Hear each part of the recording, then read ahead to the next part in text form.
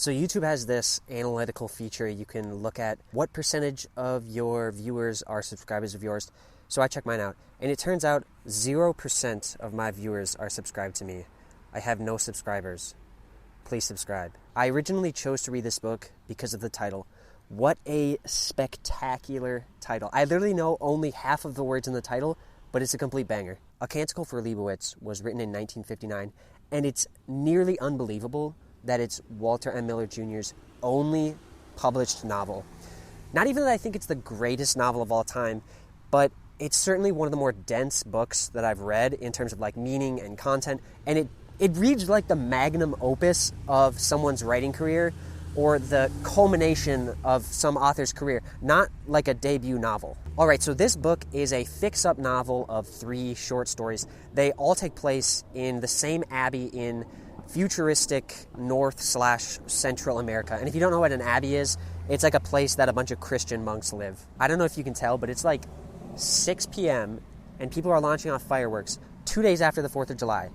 We need to stop. I don't even like fireworks on the 4th of July. We got to stop this. This is crazy. This abbey is run by the Albertian Order of St. Leibowitz. And at this abbey, the monks all dedicate all of their time to the preservation of humankind. Notably, they preserve and they amend this thing that they call the memorabilia, which is this huge library of important historical texts, most of which are scientific. I actually have a huge interest in like historically important works. I've got this thing called my influential media collection, which I've worked on for years now, and I'll probably do some video eventually on the channel showing it off, but it's just like a bunch of historically important literature. So I was really excited when I heard about this. I was like, it's going to be so cool to learn about what types of things they decided to keep in their library, this memorabilia.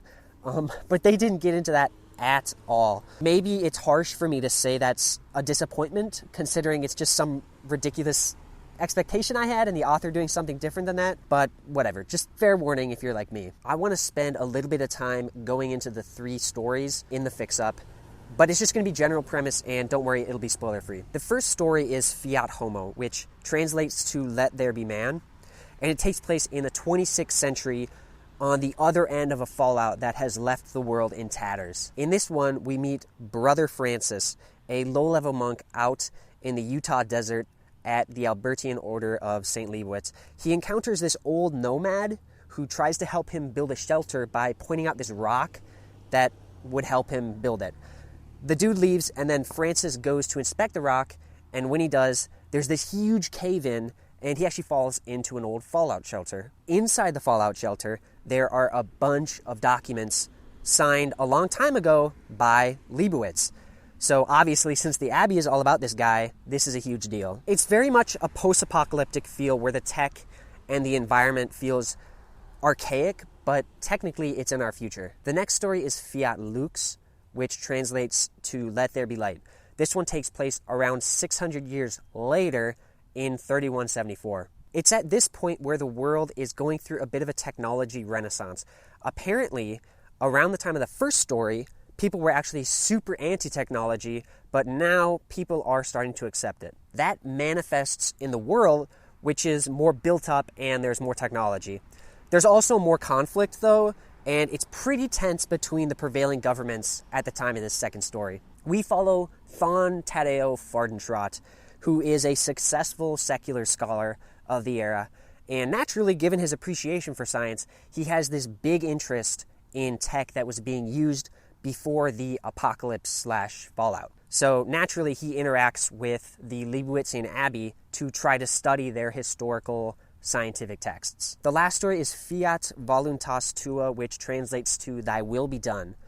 And this one takes place about 600 more years later in 3781. At this point, war is the prevailing conflict in the world, and there are 2 world superpowers that are locked in an ongoing war, which is the Asian Coalition and the Atlantic Confederacy. At this point, the Abbey is a big charitable works organization that helps people displaced or otherwise affected by the war. And of course, they're also very concerned now with maintaining their archives of human history were things to escalate even further in the war. This one has the most SF feel, with ridiculous futuristic scientific tech like text-to-speech and self-driving cars. But no, in all seriousness, yeah, this one definitely does give off the most classic future tech SF vibes. Okay, so even though this is technically 3 short stories, I don't think there's any world in which I would suggest just reading one of these in isolation. They're clearly meant as one story, but regardless, I'm going to rank them and give my thoughts. To me, the second story, Fiat Lux, was by far the worst. There were basically 2 main things that were going on in the story. So first, you've got that preservation of humankind and sort of the discussion surrounding it, which I actually found super interesting. And then second is the political landscape that was going on, which I found extremely boring and uninteresting. It feels like the point of the entire thing was just to be like, yeah, there's war. But so much time was spent on it, and it was also pretty hard to follow along as well. The second best story, I would say, is the third story, Fiat Voluntas Tua. I thought that the setting was really fun, and I thought Miller wrote a really compelling little futuristic society. It was a very serious dystopia, but it had a good mix-in of like some whimsical gadget stuff too. Most importantly, this story was where the side themes really thrived? I don't know. Like, there was some good commentary on church versus state and some pretty intense moments about suffering and even like euthanasia. The story that I thought was the best was the first one, Fiat Homo. This could just be a me thing, but I feel like the book was the best when it felt focused and the plot felt linear. When there was multiple things going on, it got a little bit confusing, and this first story was very pointed. We followed this one guy, who, by the way, I loved. And it was cool to see the world through this humble and likable man's eyes. There's probably a bias because I love that honeymoon phase right when you start off a book and like it's all new to you. But I still think that this was the most captivating of the stories. The main theme that I took away from this book was the cyclical nature of humanity. Throughout the 3 stories, we see this progression of a single cycle of humanity where we see the rise, the corruption, and then the fall of society. When you read this book, you're forced to view the world from like 10,000 feet, and that makes viewing the change that you witness throughout these stories very humbling. I won't get into exactly what, but by the time you get into story 3, it's like, damn, how did it come to this? It's like eerily similar to humanity, and it's like, how can we stop this from actually happening? How is this for a nihilistic take, though? I kind of don't think we're going to ever have to worry about that, because if we ever get to the point of having a nuclear fallout to the scale described, like the scale that happened before story 1, I think humanity is just going to get completely wiped out with no chance to rebuild. But it's not just this 10,000 foot big picture cycle stuff. We also see elements of rebirth and the cycle of life on a much smaller scale. Some of the examples would be spoilers, so I'm not going to say them. But like one of the small things that I really liked was that whenever there was some big event, Miller would always highlight the buzzards that were flying high in the sky above it. I'm assuming as a way to signal the consistency of death and that the world and nature just seem to move on. All right, I'm sure I'm not the first person to make this comparison, but this book has a pretty notable amount of similarities to the Book of the New Sun, some thematic and some specific, to the point where I can't prove this, but I swear Gene Wolfe had to have read this. So I want to highlight some of those similarities as a way to sort of review this book. But don't worry, if you haven't read the Book of the New Sun, I'll summarize things such that they're accessible for everyone. First, this book is pretty confusing, at least to the point where I feel like you gotta be okay with not understanding everything in the book, especially on a first read-through, unless I'm just dumb as rocks, which is a possibility as well. There were definitely deeper things that were going on in this book that I didn't pick up on my read. Another thing that's similar is that there's a rotating cast of characters, but whenever the author decided to hone in on like a single side character, this car is so fucked up. I hate stuff like this.